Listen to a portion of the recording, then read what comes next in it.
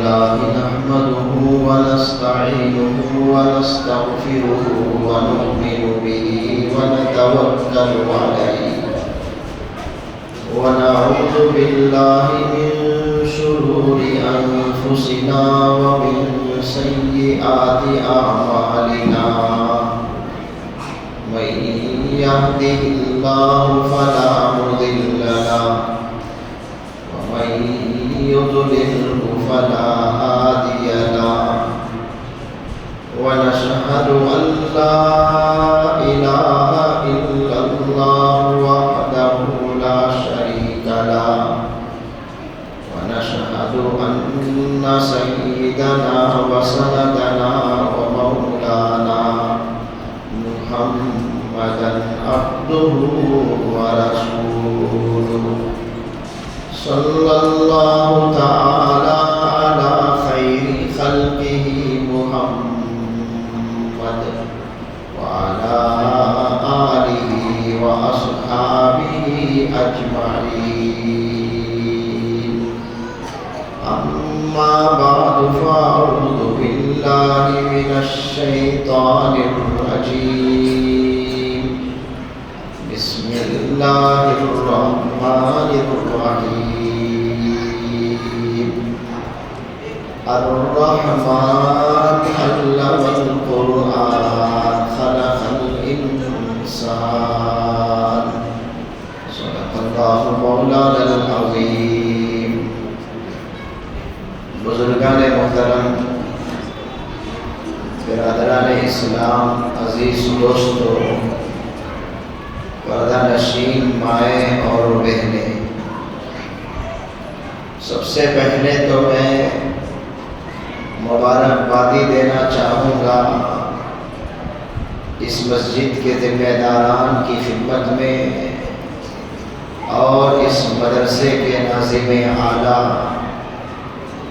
حضرت مولانا کی خدمت میں اور تمام اساتذہ کی خدمت میں کہ انہوں نے بچوں کی جو تربیت فرمائی ہے اور بچوں پر جو محنت فرمائی ہے وہ قابل تعریف ہے۔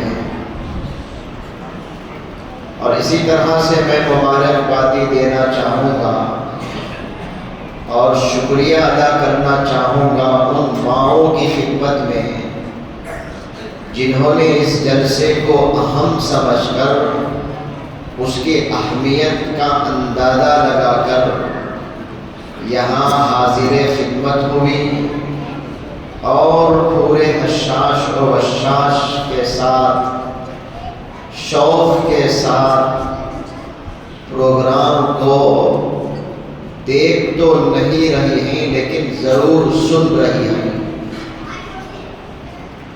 اور اسی طرح سے جتنے حضرات موجود ہیں ان کی خدمت میں بھی میں اپنی طرف سے شکریہ ادا کروں گا کہ انہوں نے بھی اس کو اہم سمجھا، اور وہ والد، وہ سرپرست جو حاضر نہیں ہوئے اتوار ہونے کے باوجود، ان کی خدمت میں ہماری طرف سے شکایت ہے۔ تعداد بچوں کی 200 ہے، لیکن یہاں جو افراد موجود ہیں وہ 200 نہیں۔ اسکول کا پروگرام ہوتا یا کوئی اور فنکشن ہوتا تو بچے کے ساتھ والد بھی پہنچتے، چچا بھی پہنچتے، ماموں بھی پہنچتے، دادا اور نانا بھی پہنچتے۔ مجبوراً اسکول والوں کو کارڈ بانٹنا پڑتا ہے کہ ایک بچے کے ساتھ صرف 2۔ یہ کارڈ بانٹنے کی نوبت کس لیے آتی ہے؟ زیادہ نہ آ جائے، اس کا یہ مطلب ہے زیادہ آ سکتے ہیں کیونکہ اسکول اہم ہے۔ لیکن یہاں دیکھ لیجئے، سنڈے ہونے کے باوجود، اتوار ہونے کے باوجود والد محترم موجود نہیں، ماں موجود ہے، اس لیے کہ ماں کے نزدیک بچے اہم، بچوں کی تعلیم اہم، انہیں فکر ہوتی ہے کہ میرا بیٹا ولی بن جائے، میرا بیٹا نیک بن جائے، میرے بیٹے کی تعلیم اچھی ہو جائے، اسے قرآن پڑھنا آ جائے، اسے دیندار بنانا ہے، ماں کو فکر ہوتی ہے، باپ کو زیادہ فکر نہیں ہوتی۔ جتنے موجود ہیں فکر مند ہیں۔ بہت بہت شکریہ آپ کی خدمت میں، آپ کے اندر فکر ہے، ماؤں کے اندر اس سے زیادہ فکر ہوتی ہے، جس کی وجہ سے ماؤں کا مجمع، شاید ماں ہی نہیں، نانی بھی ہوگی، دادی بھی ہوگی، بہن بھی ہوگی، پھوپھی، خالہ، سب وہاں پر موجود ہوگی، شوق سے، حالانکہ دیکھ نہیں رہی ہے لیکن موجود ہیں۔ ان کی خدمت میں شکریہ، آپ کی خدمت میں بھی شکریہ، یہ ذمہ داروں کی خدمت میں اور مولانا کی خدمت میں، تمام اساتذہ کی خدمت میں مبارکبادی۔ جو نہیں آئے ان کی خدمت میں شکایت، یہ ضرور یہ شکایت کان دو کان ہوتے ہوتے ان تک ضرور یہ شکایت پہنچے گی۔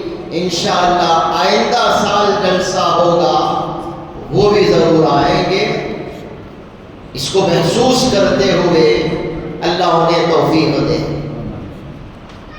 میں اپنی بات کو شروع کرنے سے پہلے ان بچوں نے جو پروگرام پیش کیا، ان بچوں کی تعریف بھی میں کروں گا۔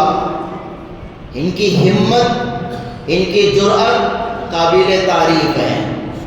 آپ سمجھتے ہوں گے کہ پروگرام کیا ہے، 1 منٹ 2 منٹ 3 منٹ کا پروگرام، بچہ آیا کھڑا ہو چلا گیا۔ 1 2 منٹ 3 منٹ یہ پروگرام پیش کرنا بھی ہمت کی بات ہے۔ اچھوں کے کتنے پانی ہو جاتے ہیں اسٹیج میں آنے کے بعد، مجمع میں آنے کے بعد۔ ہم میں سے کتنے وہ ہیں جنہیں یہ مائک پکڑنے کی توفیق نہیں ہوئی؟ ہم بھی ہمارے بچپن میں ہم نے بھی مائک نہیں پکڑا۔ بہت ہمت چاہیے اس کو پکڑ کر اسٹیج میں کھڑے ہو کر کچھ بولنے کے لیے، ہمت چاہیے۔ اسٹیج فیئر ایک ہوتا ہے، ایک ڈر ہوتا ہے۔ ان بچوں میں ہم نے وہ ڈر نہیں دیکھا۔ باہمت کھڑے ہو کر کوئی سوال کر رہا ہے، کوئی جواب دے رہا ہے، اور پھر کوئی تقریر کر رہا ہے، کوئی دعا سنا رہا ہے۔ کس طرح سے انہوں نے پروگرام پیش کیا، ان کی ہمت کی بات اور اساتذہ کی محنت، ان کی کوشش، وہ پیچھے لگے رہے۔ تو یہ لوگ قابل تعریف ہیں، یہ بچے۔ اور آپ لوگوں نے ایک اور منظر دیکھا، پروگرام ہو رہا تھا، سب بیٹھے ہوئے تھے، مجمع بھی بیٹھا ہوا تھا، لیکن بچے باتوں میں مشغول تھے۔ بچوں کے باتوں میں مشغول ہونے کو دیکھ کر آپ یہ نہ سمجھیں یہ کیا ہنگامہ ہے، اساتذہ سنبھال نہیں رہے ہیں۔ نہیں، ان کا یہ ہنگامہ ان کے بچے ہونے کی نشانی ہے۔ انہوں نے جو ہنگامہ کیا ان کے بچے ہونے کی نشانی ہے۔ اگر یہ ہنگامہ نہیں کرتے وہ یہاں نہیں یہاں ہوتے، وہ یہاں نہیں یا وہاں ہوتے۔ انہوں نے جو شرارتیں کی، کوئی اچھل رہا تھا، کوئی کود رہا تھا، کوئی باتیں کر رہا تھا۔ اب بھی دیکھیے میں کچھ بول رہا ہوں، یہ اپنی باتوں میں ہے۔ مولانا نے کہا کہ خاموش رہو، ان کو خاموش رہو کہنا بھی غلط، کیونکہ یہ بچے ہیں، ان کا حسن اسی میں ہے۔ بیٹے اس کا مطلب یہ بھی نہیں کہ آپ ابھی سے شرارت دوبارہ شروع کر دو، میں تعریف کر رہا ہوں چلو حضرت ہم سے دوبارہ۔ بہرحال بچے ہیں، یہ بچے ہونے کی نشانی ہے۔ یہ حضرت تھانوی علیہ رحمہ بہت بڑے اللہ والے حضرت مولانا محمد اشرف علی تھانوی علیہ رحمہ، انہوں نے اپنے ایک مرید سے کہا کہ بھئی تم اکیلے اکیلے آتے ہو، اپنے ساتھ بچے کو نہیں لاتے، کام کرو دوبارہ آؤ تو اپنے ساتھ اپنے بچے کو لے کر کے آؤ۔ ٹھیک ہے حضرت، جیسا آپ کا حکم۔ گھر گئے، اگلی مرتبہ جب واپس حضرت کی خدمت میں آنے لگے، بچے کو تیار کرایا، سبق پڑھایا، سمجھایا کہ حضرت ہیں بڑے اللہ والے ہیں، حضرت کی نزاکت یہ ہے، حضرت کی نفاست یہ ہے، بہت نازک مزاج ہیں، غلطی پر ٹوک دیتے ہیں، یہ ہے وہ ہے، کیسے چلنا ہے، کیسے بیٹھنا ہے، کیسے سر جھکا کے رہنا، پورا ادب سکھا کر کے حضرت کی خدمت میں اپنے بچے کو لے کر گئے۔ یہ بھی بیٹھ گئے، بچہ بھی بیٹھ گیا، مجلس ہو رہی تھی۔ حضرت نے پوچھا، میں نے کہا تھا آپ سے کہ آپ اکیلے آتے ہیں، اپنے بچے کو ساتھ نہیں لاتے، کہاں ہے آپ کا بچہ؟ حضرت مرید نے کہا، حضرت یہی تو میرا بچہ ہے۔ یہ بچہ ہے؟ یہ تو اللہ والا معلوم ہوتا ہے، بچہ وہ ہوتا ہے۔ میں یہ چاہتا تھا کہ وہ آئے گا، میری گود میں بیٹھے گا، میری ٹوپی نکالے گا، ٹوپی سے کھیلے گا، میرے کرتے سے کھیلے گا، اور ادھر کرے گا ادھر کرے گا۔ یہ ہوتا ہے بچہ۔ تم بچہ کہاں لائے؟ اللہ والا کو پکڑ کے لائے۔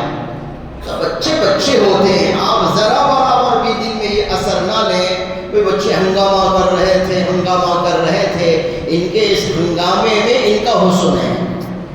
اتنے بچوں کو سنبھالنا کوئی آسان کام نہیں ہے۔ 200 بچوں کو یہ 5-6 اساتذہ جو سنبھالتے ہیں، ان کو قدر کی نگاہ سے دیکھیے، اساتذہ کو قدر کی نگاہ سے دیکھیے۔ 2 بچے سنبھلے نہیں جاتے ہیں گھر میں، جن کے گھر میں 2 بچے ہوتے ہیں، خصوصاً مرد بچہ اگر ہوتا ہے، چھٹیوں میں بھی ماں یہ سوچتی ہے کہ کاش کے اسکول اب بھی چھٹی نہ ہوتی تو اسکول جاتا تو کتنا اچھا تھا۔ 2 بچے سنبھلے نہیں جاتے ہمارے ہاتھ سے، 200 بچوں کو یہ اساتذہ سنبھالتے ہیں، کتنی بڑی ہمت کی بات۔ اور سنبھالتے بھی ہیں، پڑھاتے بھی ہیں، تربیت بھی کرتے ہیں، اس قابل بناتے ہیں کہ آپ کے سامنے آ کر کے پروگرام پیش کریں۔ یہ ہے مدرسہ، یہ ہے مکتب۔ تو بہرحال میں نے کئی باتیں کہی، شکریہ بھی ادا کیا، میں نے تعریف بھی کی بچوں کی خدمت میں، مبارکبادی بھی پیش کر دی ان کی خدمت میں، شکایت بھی سنا دی ان کی خدمت میں۔ جو نہیں آئے، اب مجھے اپنے موضوع پر آنا ہے۔ میں کہنا چاہتا ہوں کہ اب جو میرا موضوع ہے وہ ہے مدرسے کی، مکتب کی اہمیت کیا ہے، کیا ہے یہ مکتب۔ اب اس موضوع کو سمجھنے کے لیے میں آپ کی خدمت میں 3 سوال رکھتا ہوں۔ سوال سمجھ جائیں تو پھر آپ جواب کی خواہش کریں گے کہ آخر اس سوال کا جواب کیا ہوگا۔ ایک سوال یہ ہے کہ مدرسہ کیا ہے، دوسرا سوال یہ ہے مدرسے کی ضرورت کیوں ہے، تیسرا سوال یہ ہے مدرسے کا فائدہ کیا ہے۔ یہ جو مکتب ہے، جو مدرسہ ہے، چاہے یہ صبح و شام کے مکاتب ہوں، صرف یہاں نہیں، پورے ملک میں جو مکاتب دینیہ اسلامیہ، اور اسی طرح سے مدارس اسلامیہ، حفظ کا مدرسہ، عالمیت کا مدرسہ، صبح و شام کا مکتب، یہ کیا ہے، اس کی ضرورت کیوں ہے، اس کا فائدہ کیا ہے۔ یہ سوال آپ کے سامنے ہے، اس کا جب میں جواب دوں گا سمجھ لو کہ میرا موضوع ختم، میں اپنی ٹاپک پر رہوں گا۔ ایک سوال تھا کہ مدرسہ کیا ہے، اس سوال کا جواب جو آیت میں نے تلاوت کی اس کے اندر موجود ہے۔ میں نے کون سی آیت پڑھی؟ الرحمن علم القرآن خلق الانسان۔ رحمان جس نے قرآن کو سکھایا، انسان بنایا۔ اس سے علماء بتلاتے ہیں کہ مدرسہ انسان بنانے کی فیکٹری ہے۔ وہ کیسے؟ دیکھیے یہاں پر علم القرآن پہلے ہے، خلق الانسان بعد میں ہے۔ حالانکہ ہوتا کیا ہے، پہلے بچہ پیدا ہوتا ہے، گود والا ہوتا ہے، گہوارے کا ہوتا ہے، بیٹھنا شروع کرتا ہے، رینگنا شروع کرتا ہے، کھڑنا شروع کرتا ہے۔ وہ بچہ کون؟ انسان ہی تو ہے۔ لیکن اللہ کہتے ہیں نہیں، ابھی انسان نہیں بنا۔ علم القرآن، پہلے قرآن پڑھے گا، خلق الانسان تو انسان بنے گا۔ حالانکہ ترتیب کیا ہے؟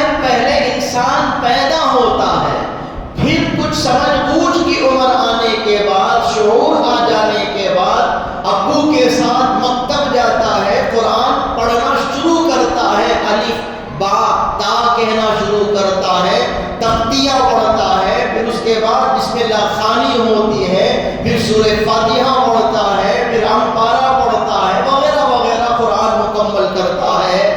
پہلے انسان پیدا ہوتا ہے پھر قرآن پڑھتا ہے، لیکن قرآن میں اللہ نے نقشہ الٹ کر کے بیان کیا، علم القرآن خلق الانسان، کہ قرآن کو اللہ نے سکھایا اور انسان اسے بنایا۔ علماء فرماتے ہیں اس کی تفسیر میں کہ یہ قرآن پڑھ لینے کے بعد ایک انسان بنتا ہے۔ قرآن پڑھے بغیر کوئی انسان نہیں بنتا۔ انسانی اعضاء اس کے پاس ہے، آنکھ ہے، منہ ہے، زبان ہے، فلاں ہے، کان ہے، ناک ہے، سر ہے، دماغ ہے، دل ہے، لیکن انسانیت جو آتی ہے، انسان جو بنتا ہے وہ قرآن پڑھنے کے بعد بنتا ہے۔ علم القرآن کے بعد اللہ نے خلق الانسان کہا، وعلمہ البیان کہا کہ ہم نے اس کو بیان سکھایا۔ تو پہلے قرآن پڑھنا چاہیے۔ تو مکتب مدرسہ جہاں بھی قرآن کی تعلیم ہوتی ہے، قرآن پڑھایا جاتا ہے، قرآن سکھایا جاتا ہے، وہ جگہ انسان بنانے کی فیکٹری ہے۔ یہ اساتذہ آپ کے بچوں کو انسان بناتے ہیں، انسانیت کا سبق سکھاتے ہیں۔ وہ صرف قرآن نہیں پڑھاتے، قرآن کا نچوڑ حدیث بھی پڑھاتے ہیں، قرآن کا وہ پریکٹیکل نمونہ سنت بھی سکھاتے ہیں۔ قرآن کے اندر جو پوشیدہ مسائل، چھپے ہوئے مسائل، نماز کا مسئلہ، روزے کا مسئلہ، زکوٰۃ کا مسئلہ، جنازے کی نماز کا مسئلہ، ایک ایک مسئلہ، پھر دعائیں سکھاتے ہیں، سکھا کر اخلاق سکھاتے ہیں، معاملات سکھاتے ہیں، ماں کے ساتھ کیسے رہنا، باپ کے ساتھ کیسے ہونا، یہ سب جو سکھاتے ہیں کیا بنانے کے لیے؟ انسان بنانے کے لیے۔ تو آپ کا بچہ مکتب جو آتا ہے کیا بننے آتا ہے؟ انسان بننے آتا ہے۔ تو مکتب انسان بنانے کی فیکٹری ہے، یہاں سے انسانیت کا سبق دیا جاتا ہے، انسانیت کا درس دیا جاتا ہے۔ تو ایک سوال کا یہ جواب ہوا کہ مکتب کیا ہے؟ انسان بنانے کی فیکٹری ہے۔ مدرسہ کیا ہے؟ انسان بنانے کی فیکٹری ہے۔ اسی فیکٹری سے گزر کر انسان سب بنتے ہیں۔ اس فیکٹری سے کوئی نہیں گزرتا ہے، قرآن نہیں پڑھتا ہے، قرآن نہیں سیکھتا ہے، وہ بس انسان نہیں بنتا، دہریہ بھی بن جاتا ہے، ملحد بھی بن جاتا ہے، اور اسلام کا دشمن بھی بن جاتا ہے، بہت کچھ وہ بن جاتا ہے جو اس فیکٹری سے نہیں گزرتا۔ اس لیے اس کی اہمیت کو سمجھیں، یہ کوئی معمولی جگہ نہیں جہاں بچوں کو لے کر اساتذہ پڑھاتے ہیں۔ اس کے بعد دوسرا سوال میں نے آپ کے سامنے رکھا، مکتب کی ضرورت کیوں ہے؟ مکتب کی ضرورت کیوں ہے؟ اس لیے مکتب کی ضرورت ہے۔ ہر مسجد میں مکتب ہو، ہمارے اکابر پہلے سے چاہتے تھے، اب بھی چاہتے ہیں۔ ہر بیان میں ہمارے اکابر یہی کہتے ہیں کہ ہر مسجد میں مکتب، منظم مکتب قائم کرو، مکتب کو ماڈل کرو، مکتب کو بہترین سے بہترین بناؤ، تعلیم اچھی ہو، معیاری تعلیم ہو، بہت کچھ ان کو سکھا کر کے بھیجو۔ آخر مکتب کی ضرورت کیوں ہے؟ اس سوال کا جواب دینے کے لیے میں آپ کے سامنے ایک واقعہ رکھتا ہوں۔ حضرت مولانا قاسم صاحب نانوتوی رحمۃ اللہ علیہ نے فرمایا، ایک زمانہ وہ تھا ہمارے پاس حکومت بھی تھی، ہمارے پاس ایمان بھی تھا، دونوں چیزیں ہمارے پاس تھی۔ بیک وقت حکومت بھی ہم رکھتے تھے اور ایمان بھی ہمارا مضبوط تھا۔ یہ کہہ کر کے فرماتے ہیں کہ یہ اللہ والے گزرے ہیں، قطب الدین بختیار کاکی علیہ رحمہ، انہوں نے انتقال کے وقت وصیت کر دی، میرے جنازے کی نماز کو وہ شخص پڑھائے گا جس کی تکبیر اولا نہ چھوٹی ہو، عصر سے پہلے کی سنت چھوٹی نہ ہو، تہجد اس کی فوت نہ ہوئی ہو، اور بھول کر بھی غلطی سے بھی کسی غیر عورت پر اس کی نظر نہ پڑی ہو۔ اتنے بڑے اللہ والے انتقال کے وقت یہ وصیت لکھ کر ان کا انتقال ہوتا ہے، وہی جنازے کی نماز پڑھا سکتا ہے جس کے اندر یہ شرطیں ہوں، تکبیر اولا نہ چھوٹی ہو، عصر سے پہلے کی سنت نہ چھوٹی ہو، تہجد نہ چھوٹی ہو، کسی غیر عورت پر اس کی نظر نہ پڑی ہو۔ جنازہ تیار ہے، کسی کی ہمت نہیں ہے آگے بڑھ کر نماز جنازہ پڑھانے کی۔ بہت بڑی شرط ہے یہ، کہاں اس شرط کو کوئی پوری کر سکتا ہے؟ اس وقت کے علماء بھی وہاں تھے، بڑے بڑے لوگ موجود تھے۔ کوئی سوچتا ہے کہ دو ہے تو دو نہیں ہے، ایک ہے تو تین نہیں ہے، تین ہے تو ایک نہیں ہے، یہ چاروں شرطیں میری زندگی میں نہیں ہیں، اب میں کیسے جنازے کی نماز پڑھا سکتا ہوں؟ اتنے بڑے اللہ والے کی یہ وصیت ہے، یہ چار باتیں جس کے اندر ہوں وہی جنازے کی نماز پڑھا سکتا ہے۔ جنازہ رکھا ہوا ہے، کسی کی ہمت نہیں ہے آگے بڑھ کر کے جنازے کی نماز پڑھانے کی۔ بہت دیر کے بعد میں شمس الدین التمش، اس زمانے کے بادشاہ، وہ مصلی پر آگے بڑھتے ہیں، کہتے ہیں بڑے میاں نے میری راز کو فاش کر دیا، اس کو میں راز میں نے رکھا تھا، کسی کو آج تک پتا نہیں تھا، بڑے میاں نے میری راز کو فاش کر دیا۔ دیکھیے اس کی روشنی میں حضرت قاسم صاحب نانوتوی علیہ رحمہ فرماتے ہیں حکومت بھی تھی شمس الدین التمش کے پاس، ایمان بھی اتنا مضبوط تھا، تکبیر اولا فوت ہو کر کے نہیں ہے، تہجد فوت ہو کر کے نہیں ہے، عصر سے پہلے کی سنت چھوٹ کر کے نہیں ہے، غیر عورت پر بادشاہ عیاش ہوا کرتے ہیں، لیکن بادشاہ ہونے کے باوجود بھی غیر عورت پر نظر نہیں پڑی ہے۔ کتنے بڑے اللہ والے شمس الدین التمش رہے ہوں گے، کہتے ہیں بڑے میاں نے راز فاش کر دی، آگے بڑھ کر کے جنازے کی نماز پڑھاتے ہیں۔ یہ واقعہ نقل کر کے حضرت قاسم صاحب نانوتوی علیہ رحمہ فرماتے ہیں ایک وقت تھا، حکومت بھی تھی، ایمان بھی تھا، دونوں ساتھ ساتھ لے کر کے لوگ چلتے تھے۔ کچھ کوتاہیوں کی وجہ سے، کچھ غلطیوں کی وجہ سے ہمارے ہاتھ سے حکومت نکل گئی، مسلمان بادشاہوں کی وجہ سے، حکمرانوں کی وجہ سے، عیاشی کی وجہ سے انہوں نے اپنے ہاتھ سے حکومت کو چھوڑ دیا، حکومت ان کے ہاتھوں سے نکل گئی۔ حضرت فرماتے ہیں حکومت گئی تو گئی، دنیا ہے وہ، بھائی لوگ ایمان اپنے ہاتھ سے جانے مت دو۔ دو چیزیں ہمارے پاس تھی، حکومت تو گئی ہے، ایمان اپنے ہاتھ سے جانے مت دو۔ ایمان بچانے کے لیے ہر مسجد میں مکتب قائم کرو، ہر گلی میں مکتب قائم کرو، مکتب کے جال کو بچھا دو، اسی مکتب کے ذریعے سے ہماری اس نسل کا ایمان بچ سکتا ہے، ہمارے بچوں کا ایمان بچ سکتا ہے، ہمارا ایمان بچ سکتا ہے۔ اگر یہ مکتب ہمارے ملک میں نہ ہوتے، بزرگان محترم، ہمارے ملک کا نقشہ کچھ اور ہو گیا ہوتا، نسلیں برباد ہو گئی ہوتی، ہم سے ہمارا ایمان بھی چھین لیا ہوتا۔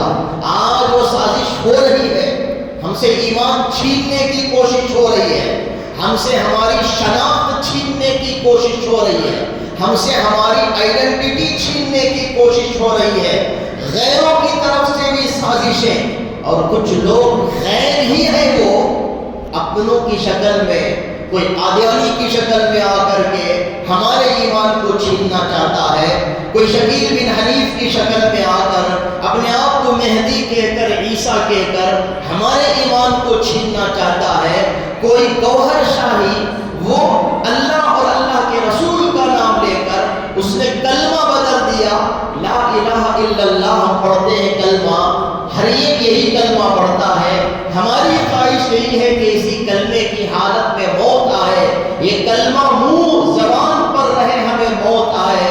معلوم ہے آپ کو گوہر شاہی وہ چینلوں میں بیٹھ کر، یوٹیوب میں آ کر ذکر کی مجلس کراتا ہے، پتہ نہیں بکواس ہانکتا ہے، قرآن کا درس دینے کا نام دیتا ہے، کلمہ اس میں بدل دیا، لا الہ الا اللہ ہم پڑھتے ہیں، اس میں کلمہ بدل دیا لا الہ الا ریاض۔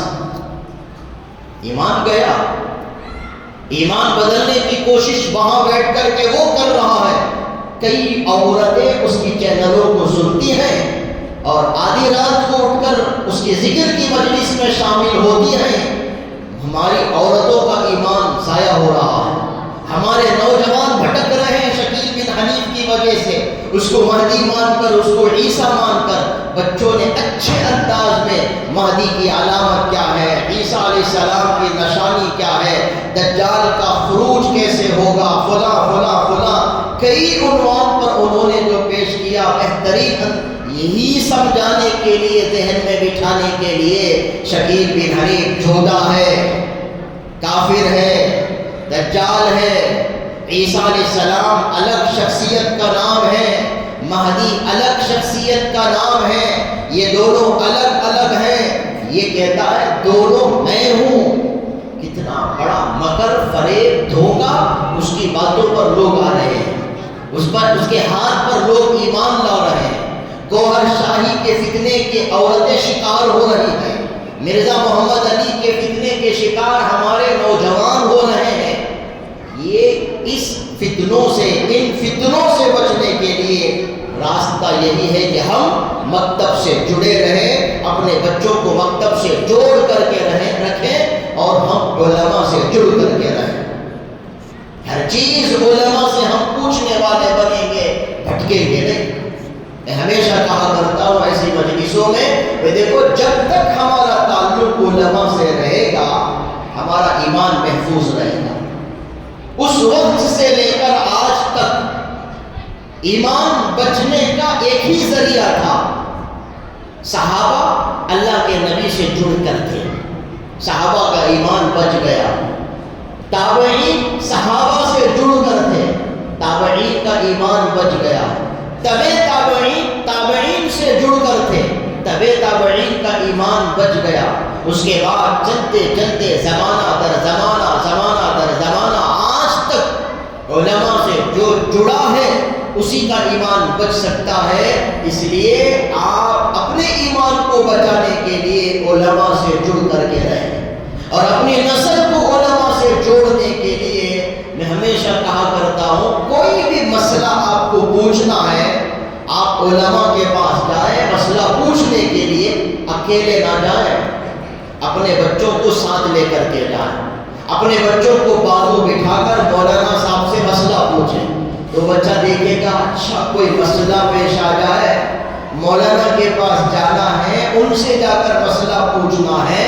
بچے تو کاپی کرتے ہیں، بچے نقل کرتے ہیں، وہ بڑے ہوں گے تو وہ بھی کیا کریں گے، مولانا کے پاس جا کر مسئلہ پوچھیں گے۔ اگر ہم کوئی بھی مسئلہ آیا، ہم نے موبائل لیا، گوگل میں ہم نے سرچ کرنا شروع کیا، بچہ بیٹھا ہوا ہے، بچہ دیکھ رہا ہے، بچی دیکھ رہی ہے، گوگل سے پوچھ رہے ہیں، یوٹیوب میں تلاش کر رہے ہیں، تو بچہ اور بچی کیا سمجھیں گے، اچھا کوئی بھی مسئلہ ہو جائے گوگل سے پوچھنا چاہیے، یوٹیوب سے پوچھنا چاہیے، بعد میں چل کر ان کا تعلق علماء سے کٹ جائے گا، قرآن سے کٹ جائے گا، حدیث و سنت سے کٹ جائے گا، ان کا ایمان کمزور ہوگا، ان کا ایمان کمزور ہوگا۔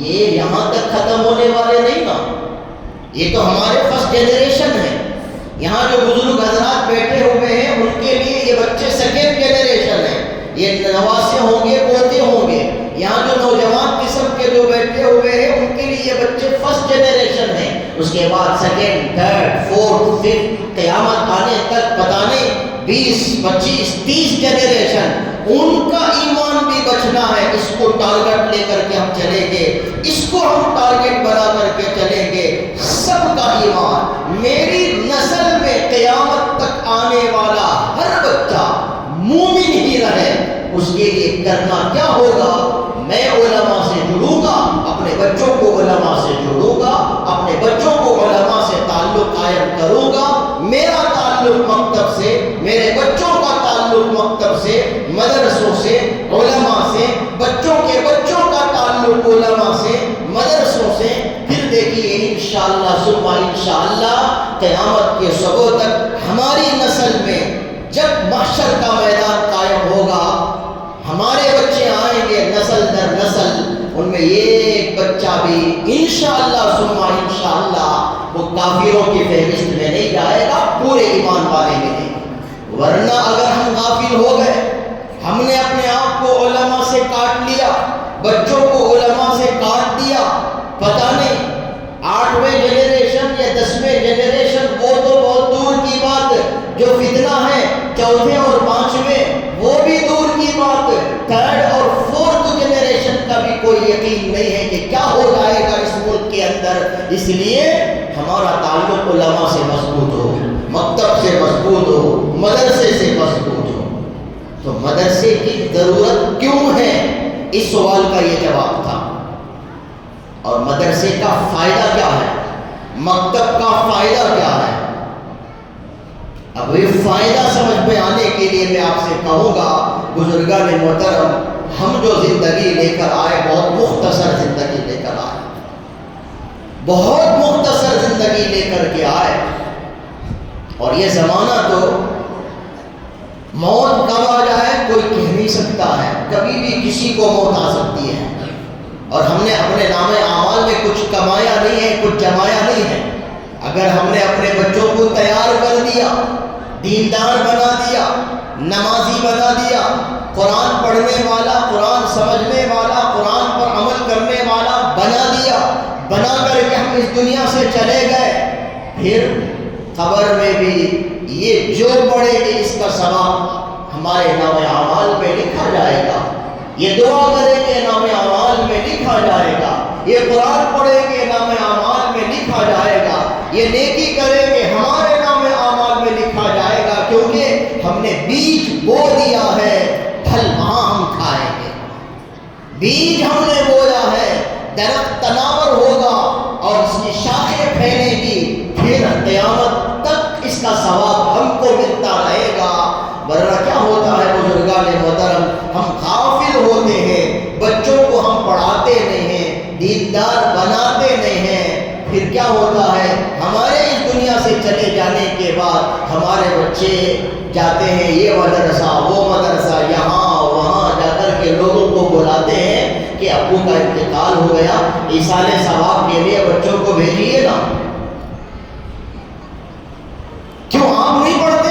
نہیں ہمیں پڑھنا نہیں آتا۔ کتنی شرمندگی کی بات، میرا بیٹا میرے کام نہیں آ رہا ہے، میرا بیٹا میرے لیے پڑھ نہیں سکتا ہے۔ یہ تو قرآن پڑھنا دور کی بات، کتنے نوجوان وہ ہوتے ہیں مسجد میں جنازہ حاضر ہے، کچھ نوجوان باہر انتظار میں ہوتے ہیں، پوچھنے پر کہتے ہیں حضرت پاکی نہیں ہے۔